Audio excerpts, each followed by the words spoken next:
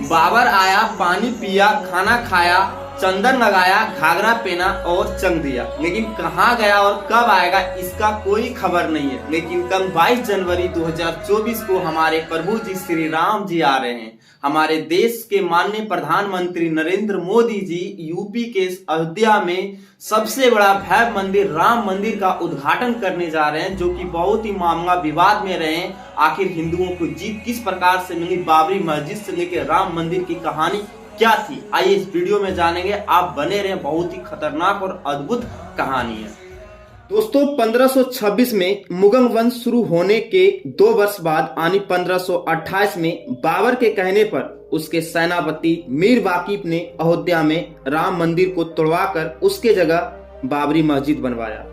मुगल वंश के समय राम मंदिर ही नहीं बल्कि हजारों हजार मंदिर तोड़े गए थे, पर उस समय बाबर ने हर एक हिंदू की आवाज को दबा दिया, हर एक हिंदू को भगवान से अलग कर दिया।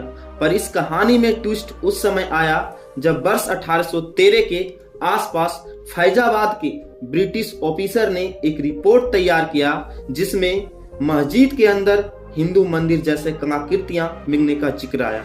फिर हिंदू संगठन ने दावा किया कि बाबर ने 1528 में राम मंदिर को तोड़कर बाबरी मस्जिद बनवाया। इस तरह के रिपोर्ट आने के बाद हिंदू और मुसलमानों के बीच नफरत की आग आ गई और 1853 में अवध के नवाब वाजिद अली शाह के समय पहली बार अयोध्या में सांप्रदायिक दंगा भड़क गई। उसके बाद 1717 यानी कि बाबरी मस्जिद बनने के 190 वर्ष के बाद जयपुर के राजा जय सिंह द्वितीय वो पहले शासक थे जिन्होंने वहां पर राम मंदिर बनवाने की कोशिश की, लेकिन लाख कोशिश के बाद भी सफलता उनको नहीं मिली। मस्जिद के पास एक चबूतरा बनवाया और उस चबूतरे का नाम रखा राम चबूतरा। फिर सन 1859 में ब्रिटिश सरकार ने इस विवाद को विवादित जगह के तार से डिवाइड कर देता है ताकि हिंदू मुसलमान अपने अपने जगह पर पूजा कर सके। फिर सन 1885 में राम मंदिर की लड़ाई कोर्ट पहुंच जाती है और फिर कोर्ट पूजा करने का आदेश दे देता है, लेकिन छत और मस्जिद का निर्माण करने का आदेश नहीं मिलता है। सन 1984 में सांप्रदायिक दंगा में बाबरी मस्जिद के कुछ हिस्से टूट जाती है, फिर उसी टूटे हुए हिस्से को रिपेयर कर दिया जाता है, लेकिन वहां पे नमाज पढ़ने की अनुमति बंद हो जाती है। लेकिन फिर भी हिंदू ने हार नहीं माना और अपनी जान की बाजी लगा दिया अपने प्रभु की हक की लड़ाई के लिए। जब देश 1947 में आजादी मिलती है तो उस समय हमारे देश के सभी हिंदू भाइयों की उम्मीद बढ़ गई थी, लेकिन उस समय कांग्रेस सरकार ने इस राम भूमि की विवाद पर बात तक नहीं करते थे। राम जन्मभूमि को आजाद करने के लिए उस पर लगाए गए ताला खुलवाने के लिए सन 24 सितंबर 1984 को बिहार के सीतामढ़ी से जानकी रथ यात्रा शुरू की जाती है और ये 7 अक्टूबर 1984 को यह यात्री अयोध्या के सरयू नदी पर पहुंच जाते हैं और लाखों लोग इकट्ठे हो जाते हैं और वहां पे भव्य राम मंदिर का संकल्प लिया जाता है और अयोध्या से लखनऊ होते हुए दिल्ली पहुंच जाती है। लेकिन इसी यात्रा के दौरान 31 अक्टूबर 1984 को सुबह में खबर आती है कि देश के प्रधानमंत्री इंदिरा गांधी की हत्या हो जाती है, जिसके कारण यथ यात्रा को बीच में ही खत्म करना पड़ता है। फिर राजीव गांधी देश के प्रधानमंत्री बनते हैं और कानून को ही पकड़ देते हैं और बाबरी मस्जिद की अर्चना फिर से शुरू कर दी जाती है।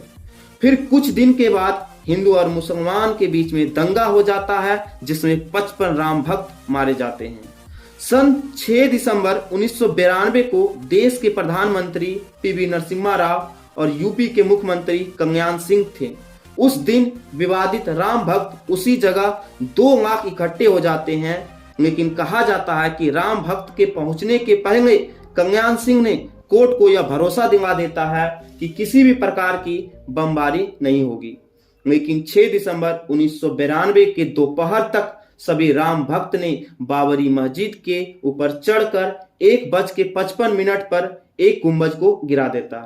फिर 1.5 घंटा बाद करीब 3:30 बजे दूसरे गुंबज को भी गिरा देता है। फिर 5 बजे के आसपास तीनों गुंबज को गिरा देता, जिससे दंगा फैल जाती है, जिससे सरकार राष्ट्रपति शासन लगा देता है। लेकिन 1990 के दशक में जब बीजेपी की सरकार बनती है तो फिर से राम मंदिर की लड़ाई तेज हो जाती है और बीजेपी की लंबी लड़ाई के साथ साथ कानून की लड़ाई को जीत मिल जाती है और हिंदुओं के राम मंदिर का गठन 9 नवंबर 2019 को सुप्रीम कोर्ट मान्यता दे देता है और फिर राम मंदिर का निर्माण होना शुरू हो जाता है। और कल 22 जनवरी 2024 को राम मंदिर का भव्य मंदिर का उद्घाटन होने जा रहा है। इस प्रकार से हिंदुओं को जीत मिलती है और राम मंदिर